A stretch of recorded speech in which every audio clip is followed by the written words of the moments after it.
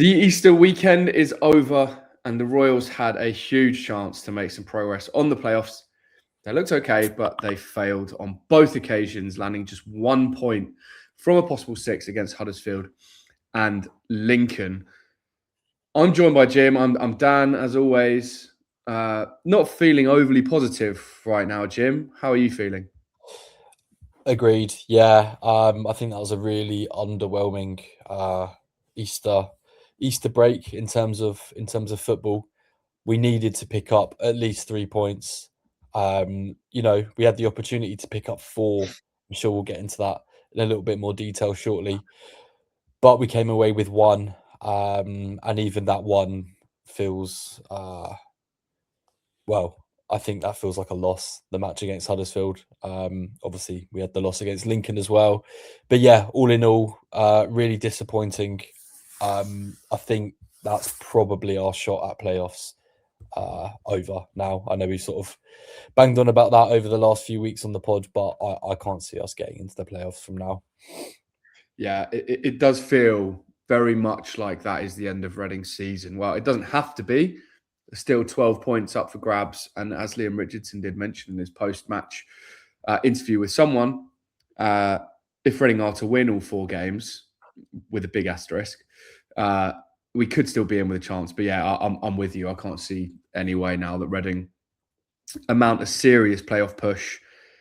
And I mean, based on what I've seen this weekend, I'm not even sure if we do get in the playoffs whether we'll have much chance. So I think it's probably going to play out as we predicted all that time ago before the start of the season, that Reading will finish just outside, which, yeah, is quite disappointing, really, when we had what looked like a decent opportunity to make our way up the table and kind of just faltered at the very end.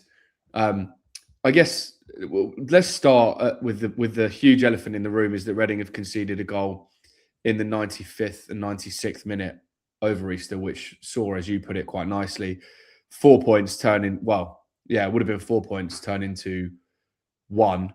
I think, and correct me if I'm wrong, I think if we were sat here talking about a win over Huddersfield and a draw against Lincoln, the mood would probably be very different.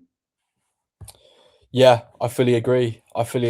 And it's happened countless times now this season where we've conceded beyond the 94th minute. And it just doesn't seem like we've been able to address that issue and sort of nip it in the bud before it happens again. And now I think we've just thrown away. We did work it out. I think it's something around 10 points has been thrown away against teams that are a lot weaker than us on paper, against teams that are a lot closer to the relegation zone than we are. Obviously, I know Huddersfield, they're in and around where we are right now. And Bolton were as well. But games like Port Vale, Exeter, we threw away points there. And now we're really sort of seeing how much damage that had. If we had an extra 10 points now, I'm not sure if it's mathematically confirmed, but we'd be pretty much bang on a playoff spot by now, I'm pretty sure. Yeah, I saw someone who I should really call out, but I can't remember who their name is, but they did all the calculations. And it was like, if we hadn't conceded those injury time goals, we'd be third. We'd be talking in a very different tone, wouldn't we? Like, we'd be looking forward to a playoff campaign with hopes that we'd be able to go into it and come out all right the other side, because we've proven we can beat anyone in this league, but just not in the running, it seems. But yeah, just really disappointing again to concede late twice. I don't really know what Reading need to do to stop doing that. Like, I do wonder whether it's a mental thing now, because, I mean, in Liam Richardson's post-match interviews, he mentioned a couple of times that Reading don't have an edge and that they're too nice. And I completely agree with that. I don't always agree with what he says post-match, but I do completely agree with that. Like, we don't show any edge. And even though we defend well sometimes when we're protecting leads, you're never watching it thinking like, cool, these boys are putting their bodies on the line here. We look like we'll never concede. Like, I don't think Lincoln even looked remotely like conceding yesterday. And I know that someone's going to say in the comments, well, I mean, they did. Yeah, they did. They conceded an unstoppable 40-yard free kick from Lewis Wing. Reading literally caused them no problems at all. And I think you could probably even stretch as far as to say the same thing for the Huddersfield game. So you've got, 180 minutes of probably the two biggest games this season, and Reading have done very little. So Yeah. I don't know if it's a defensive thing, if it's tactics. I don't know. I really don't know. Have you got Yeah. any I kind mean, of comment on that?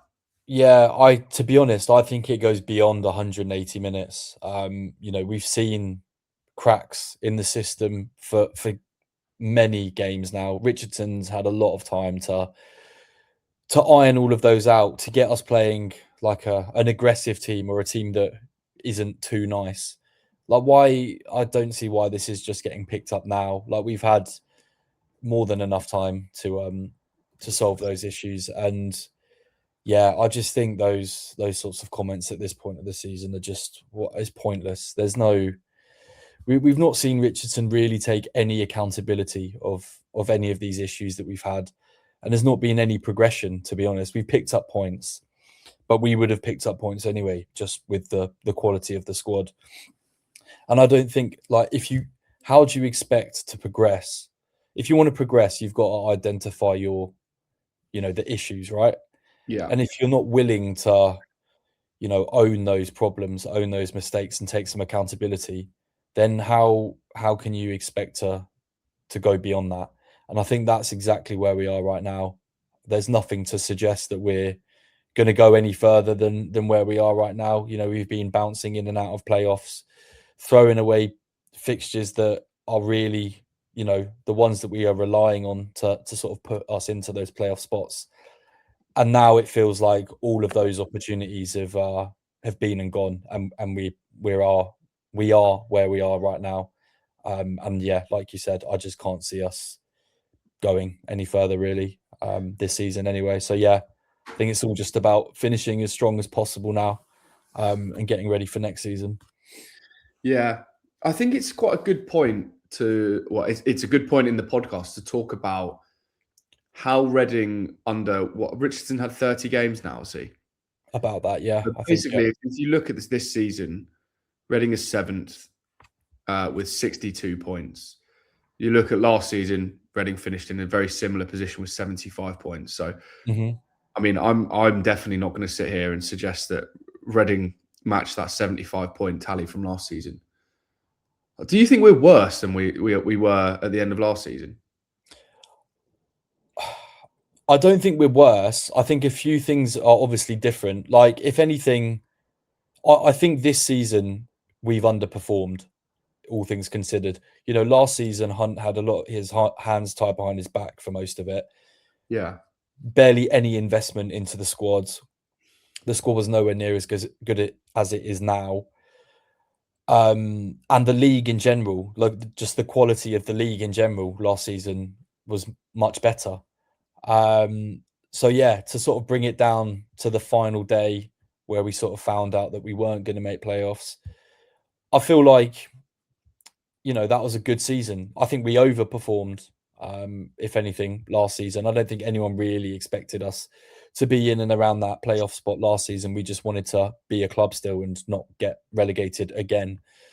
But this season, I just feel like there's too much focus on where we were at when Hunt left us earlier this season compared to what's actually gone on. I know we've picked up a lot of points, but I'm sure Hunt would have picked up a lot of points as well if he was given the whole season. So yeah, I don't know if we're worse off. I just don't think there is any suggestion of improvement, which is the more worrying thing, really. Yeah, one thing that like just keeps jumping out to me is that this team, I agree with what you said, by the way. This team feels like it's underperforming slightly, and last year's team overperformed. I think it's worth saying that I think last year's team would batter this year's team if they played in a 1v1 game, which is obviously never going to happen. But if that was the case, but one thing that I keep thinking of is that given that Reading had nothing last season, given that they were fighting against the ownership, given all the things, all the negatives that we had to deal with, I do just wonder if that meant that the players were fighting a bit more on the pitch. Like, for example, Mbenge flying into tackles all the time, like Bindon, like defending for his life. Pereira still doing that now, but was doing that lots then. Sam Smith, like doing all sorts, being everywhere. Harvey Nibbs, like covering so much ground. I'd say all of that we've lost now. Like we don't have a striker that's constantly free and constantly screaming for the ball. We don't have, I guess Charlie Savage is doing half a decent job at being that box-to-box midfielder. And he's one of the few players that I don't really want to criticise. But we do still miss Harvey Nibbs and his tackles and his like just engine, I guess. Yeah. I think it is just two very different teams, but I do wonder if we've lost that fight. I think we've definitely lost some, big characters from that team last season. That's obvious. But I do think we've replaced those with more than adequate players. I think Doyle is although he's a slightly different player to Nibbs, I think he's, he's had a good season. He's more than he's a good replacement for Nibbs. I don't think I know his goals and assists may not be as much, but that's one player that's been replaced. Pordy again, highest rated centre back or joint highest or second top last season. You can't really complain. And again, this season he's been highly rated. Marriott as a replacement for Smith. I know obviously he's been injured, but Kelvin has stepped up. I think he's on double figures now. Is he nearly double figures for the season? So as a backup striker, but our wingers, there's no question they're much better this season compared to Kem Campbell. And well, we had Kelvin, didn't we, as our other winger last season? So you can't complain there whatsoever. Wing again, double figures this season for goals and assists. Individually, we've got players that are more than capable of getting into the playoffs, but as a team, it's just not working. And unfortunately, that's on the manager to sort out. I was having this chat with Lincoln fans yesterday as well when we were walking out the stadium. They were saying that man for man on paper, Reading's players are better, but as a team, it's just a whole different story. Like I don't think we caused them. Yes, obviously we scored a great free kick from a set piece though. Besides that, there were no issues that they needed to deal with. Not one thing. I don't think there's no chance we would have scored if it wasn't from a set piece. Didn't look like it whatsoever. And it's been like that for a lot of games this season. Yeah. No, I completely agree. And I think that was one of the big things watching yesterday's game is like, you see a lot from Lincoln that you want Reading to be. Like their players were playing with their heart on the sleeves. They were playing with passion, even though they didn't have that much of the ball. They I don't think Reading looked in control at any point, really. Yeah, even though exactly. They dominated the ball, played some nice passes around the back. But if you look at the touch map from yesterday's game, it's like Reading barely even touched the ball in the Lincoln half. Yeah. Like particularly in the final third, I think there's like one or two touches. And Reading had twice as many touches as Lincoln yesterday. And just none of them, in my opinion, really that meaningful, other than the massive shot from wing that went straight in. I just think it's pretty mad. But one person I wanted to talk about is Paddy Lane. I've just clicked off the heat map, but I really wanted to talk about it. And look, I don't think he's been very good for Reading. I'm going to just say that. I think he was rubbish yesterday. I don't think he's been great for us. But I just don't know where he's playing. I don't know what Reading are doing positionally, because I just couldn't work it out yesterday. He came on as what I thought was a winger and just then played centre mid, and it just left like Nyambi out there on his own to be the fullback and the winger, and it just didn't work. Like, yeah. Well, I mean, could you make out what Reading were trying to do yesterday positionally? Yeah, well, I mean, I think you sort of described it perfectly. I know we've seen Doyle play in that sort of position between a 10 and out on the wing in recent games, and he's done all right there. But I mean, it was just a blatant gap on the pitch when Paddy was introduced. Unfortunately, we were pointing out that there's just so much space on the wing for Lincoln to use. And even for Paddy, I don't think he was good in that position whatsoever. I don't think that's where his strengths are. So yeah, I have no idea what that tactic, what that strategy was, but I can tell you one thing: it didn't have any impact whatsoever. It's just like I feel a bit bad speaking about someone negatively when they're being forced to play in a position they don't play in, or they're not being given the right direction. And I do kind of feel like that's the case with Paddy. Like we got him with like quite high recommendations. Yeah. That he's been in top League One teams before, that he's caused defenses loads of issues, and like we just haven't seen that. And I do wonder if it can't really all be on him. I don't think, but yeah, yesterday I just thought he looked completely out of his depth, and yeah, I just don't know what position he was playing, because it wasn't an impactful one. So yeah, very disappointing performance from him. I mean, he wasn't alone in the disappointing performances. I think there were quite a few disappointing performances. Is there anything that went right over this Easter period? Because we focused a lot about the negatives. Is there any positives that you can take from this?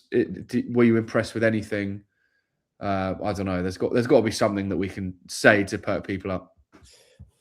Yeah, I mean, I think the one highlight, I guess, is Lewis Wing. We've mentioned on pods recently that we've looked for somebody to sort of step up and grab the game. Yeah. And I think, again, I know it was a penalty and a free kick, a set piece, but that doesn't matter. He took his chance when he got it. He took his chance, and that's all that really matters. And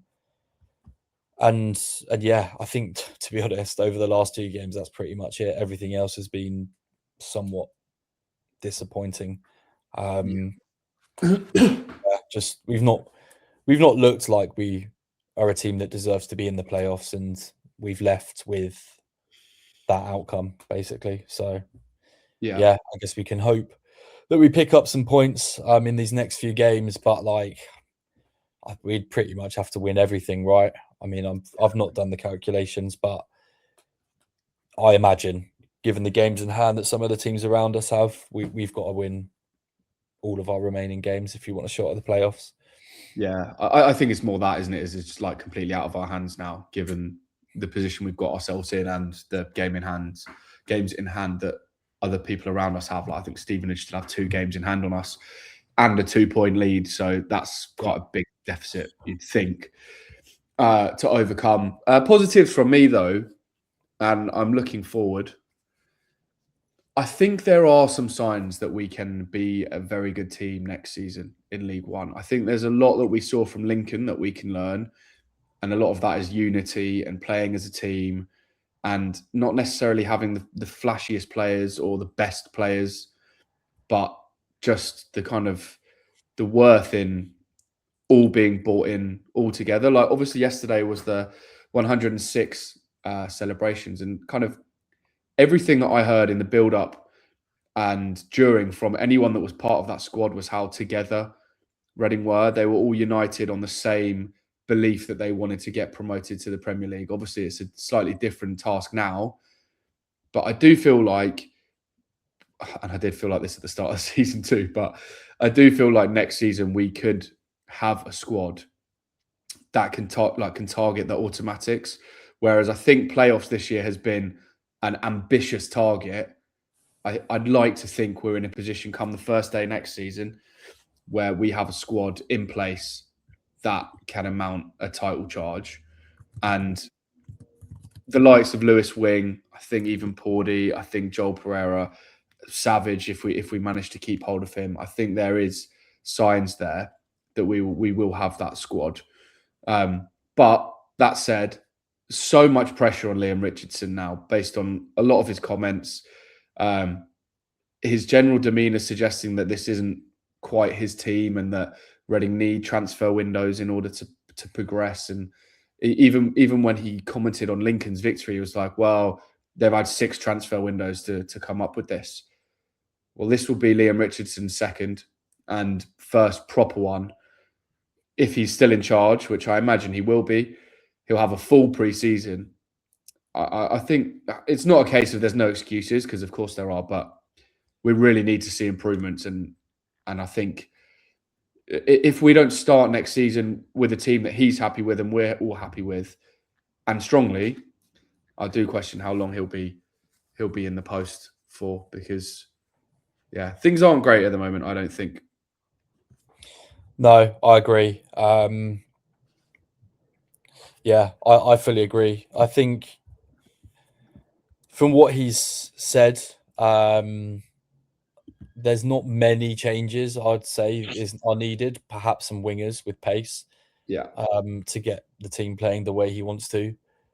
But I feel like there's a lot more than just getting some players through the door that are needed to get this team playing to the best of their ability. So yeah, like I said, hopefully we'll see a strong finish to the season, and then go from there. But yeah, I think there's definitely work for Richardson to do in terms of tactics, strategy, not just getting a couple more players through the door. Yeah, I agree. I'm like you. I just want us to finish the season strongly. Like we've said throughout that no matter what we say about how X player's been poor and X, Y, and Z, finishing outside the playoffs is not. It's not a disaster. It's not a disaster for this team. Like, I don't think it was ever really for us. This year was more about stability, getting to the end of it, and as I just said, like getting in the position where we've got a squad, or we're close to having a squad that can go all the way probably next year. And I think we have done that. Don't get me wrong, I still think it's disappointing that we haven't got in the playoffs given the chance that we've had. And in fact, I'd say we've kind of given away every opportunity that we've kind of been handed through letting in late goals or just not turning up against teams we really should be. But yeah, I'm not too upset about missing out on the playoffs. Because I do think, as I say, it was an ambitious target at the start of the season. But yeah, I just need to see. I just want to finish the season positively. I want people to be feeling good about it. I want the match day experiences to get better, like as Coig is trying to do. But there is something missing at the moment with the relationship between the fans and the team and management. And I'm not certain what it is, but something's got to change. Yeah, I mean, I think it's pretty clear, to be fair, what it is. It's just the football is not entertaining, and I think we are good enough to get the play. We have been good enough to get to the playoffs this season. If you look at, like I said earlier, the points that we've dropped against teams that are way worse than us and thrown away in the 94th minute plus, that is the difference between where we are now and one of the higher spots in the playoffs. So yeah, I think we know where it sort of points to, and that just needs to be owned and addressed. And until that happens, you just can't really move on from there, can you? So yeah, strong finish to the end of the season, but plenty of work to do. Yeah, I hope so. I don't really want it to turn too sour because it's just not fun for anyone, really.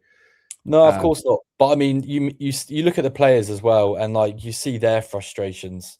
It's not just fans that get frustrated. And I guess if you're on the pitch, there's only so long you go until you just lose all belief. And what's the lowest we could finish? Is it 12th? Yeah, we've still got a little way to drop, I think, if we don't win a single game now. Exactly. And I just think the way that we're playing right now, I genuinely wouldn't be surprised if we just lose all momentum and could drop down to somewhere like 11th or 12th, which I think would be really disappointing. If we finish just outside of the playoffs, we kind of thrown it away a bit, but at least it's been a strong finish to the season. But if we just completely lose all hope and identity and everything that we sort of built so far, then and drop down to the lowest spot that we can finish, then I think that would be an issue. I think that's when you'd start questioning things if you're Coig. Yeah, I completely agree. I just hope it ends at least nicely. Yeah, Something to shout about because I sure. think so for the players. Like you see Lewis Wing's reaction when he scored yesterday. Like you can't tell me that's not a player who cares. Like he's exactly. emotional. Like when he scores, and then he looked emotional at the end going off. I mean, we haven't touched on it, and I really don't plan to. But it's not nice for another team to get promoted on your home turf. And I think Lewis Wing and Paulie O'Connor must be looking at that and thinking, oh, man, like we're not that far off that, but we are. So Yeah, it was. I mean, I know we were speaking about it. It is somewhat ironic that we're there celebrating the greatest Reading FC team, firework display and everything, and it by full time it kind of just felt like we paid for Lincoln's promotion party at our own gaff. So it was disappointing. yeah. But yeah, there's a few little positives to pick from it, I guess. Yeah, well, one huge thing talking about the last few games of the season is we've really got to hope that we can stop Cardiff having their promotion party at our place as well, because we've got them coming up at home, and that would be disaster to have both teams promoted at the Select Car Leasing Stadium. Yeah. But let's not think about that just yet. We've got Doncaster up first. Anyway, thanks for joining me, Jim. Let's call it a day there because this is not very happy. So. Yeah. Thanks to anyone that's stuck with us for 26 minutes here as we talk about how disappointing a huge or potentially huge weekend for Reading was. Looks like the playoff dream is over for this season, but hopefully we'll be back, finish the season strongly, and we'll be back next season to mount a title charge. We'll catch you next time anyway. Cheers, guys.